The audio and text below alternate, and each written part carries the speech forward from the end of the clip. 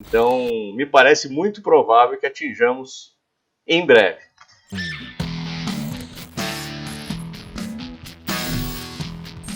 Olá, amigos e amigas da Focalize! Estamos aqui para nosso bate-papo da sexta, esse espaço onde debatemos o que aconteceu de mais relevante na semana, o impacto disso nos mercados e tentamos, obviamente, projetar os próximos movimentos nos principais indicadores que acompanhamos aqui para vocês. E lembrando que ainda está disponível o episódio 72 do Aposentado Rico. Esse episódio ficou muito especial. A gente tem recebido feedback muito positivo. Se você ainda não teve a oportunidade de assistir, recomendo que o faça, porque realmente ficou com um conteúdo espetacular. Então, vocês são sempre bem-vindos em todas as plataformas para acompanhar todos os episódios do Aposentado Rico.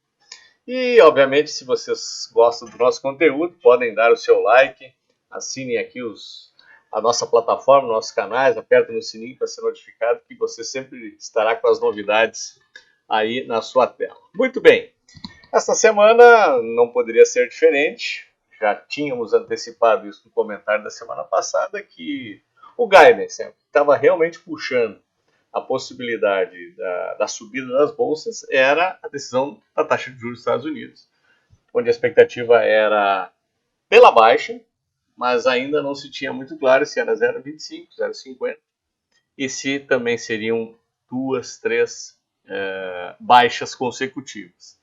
As apostas maiores, evidentemente, estavam no 0,25, mas algumas casas já arriscavam a possibilidade de 0,5%, até pela pressão por parte do governo Trump, mas ficou no 0,25 mesmo, mas o sinal foi extremamente positivo e eu já vou mostrar aqui para vocês o reflexo disso nos ativos, especialmente nos Estados Unidos e na Europa.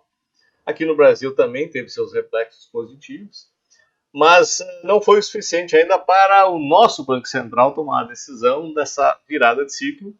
Tivemos também a decisão na super quarta pela manutenção dos 15%, ainda baseado em alguns fatores, especialmente na questão da inflação, que mesmo com a deflação que ocorreu agora nas últimas 2 semanas, ainda mantém o nosso índice anualizado acima da casa dos 5%.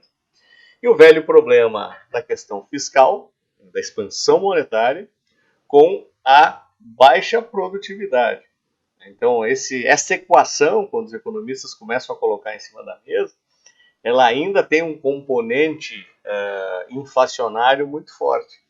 E ele ainda corrobora com a tese do pleno emprego, ou seja, os indicadores de emprego estão cada vez mais descendentes. Existem já estudos, inclusive, no ganho salarial por parte dos brasileiros. Então, ou seja, tem mais gente trabalhando, está ganhando um pouco mais de dinheiro, mas o nível de produtividade não subiu. Então a economia cresce por um lado, mas a produtividade não cresce do outro. E, by the book, isso tem ainda um componente inflacionário e isso que o Banco Central leva em conta para ficar observando. Porque 15% de taxa de juros, praticamente 10% de taxa real, e agora em relação ainda à taxa internacional tende a aumentar, o carry trade aumenta um pouquinho mais ainda, já deveria, em tese, ter baixado mais a nossa inflação. Nós deveríamos estar muito mais próximo da meta do que nós estamos. Então, por isso que o Banco Central ainda mantém. Mas, dando continuidade na questão da taxa de juros dos Estados Unidos, muito provavelmente, talvez, seria uma ótima notícia que o Brasil tenhamos uma antecipação ainda para o ano 2025 na mudança do nosso ciclo. E quando a gente olha para o comportamento dos ativos, reparem que atingimos a segunda expansão de Fibonacci, no desenho do pivô de alta que eu fiz há 2 semanas atrás, onde entendíamos que o caminho mais próximo da pontuação do nosso índice seria na faixa de 150 mil pontos. Estamos caminhando firme e forte, atingimos semana passada a primeira expansão, a segunda agora, e já estamos em vias de buscar a terceira expansão de Fibonacci, lá nos 148 mil pontos, muito próximo do 150, que é o topo do canal. Estamos aí a pouco mais de 2% desse patamar.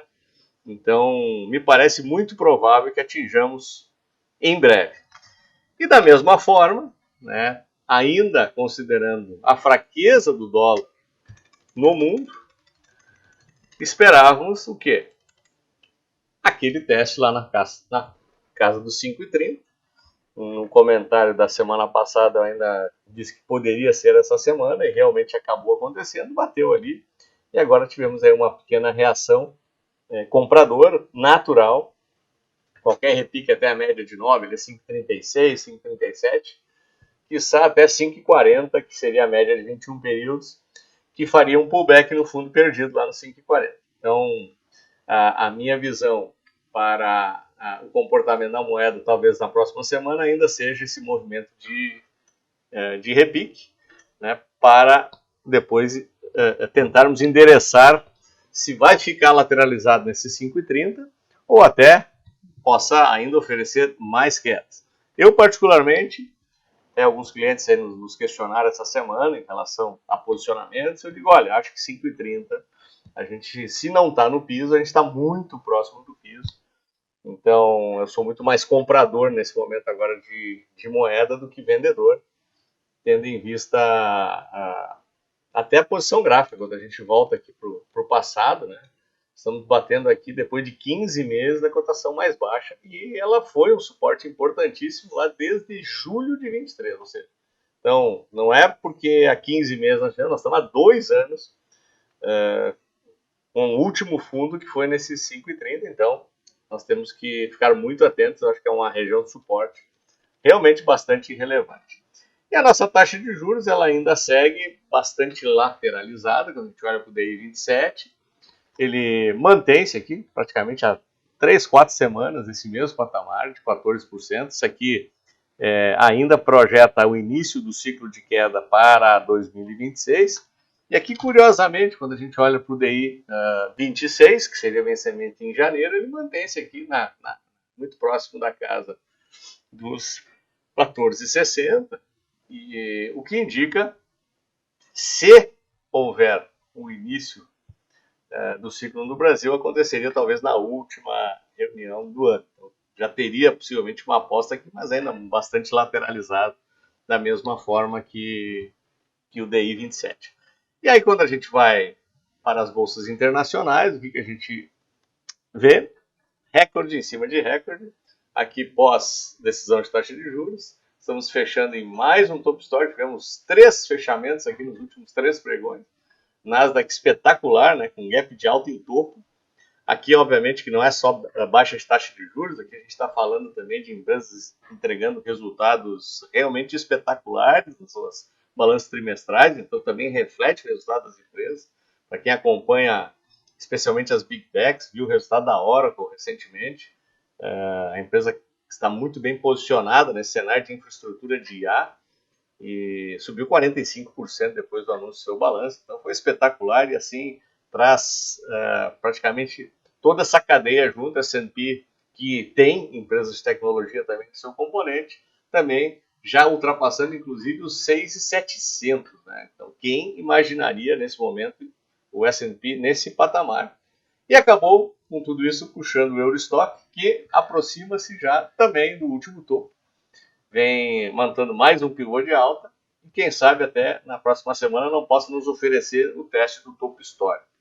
E o VIX comportado, como sempre, depois dessa subida aí na faixa de 17,70, que a gente sempre diz que entre 15 e 20 a volatilidade está sob controle, o medo está sob controle, e isso colabora sempre com ativos, obviamente, de risco, né? Então a renda variável tende-se a beneficiar com esse tipo de cenário. Então, pessoal, era isso. Espero que tenham gostado. Mais uma vez, peço o seu like aqui, o seu compartilhamento. Assistam o episódio 72 do Aposentado Rico. Espero que tenham um ótimo final de semana e nos vemos no próximo vídeo. Até lá.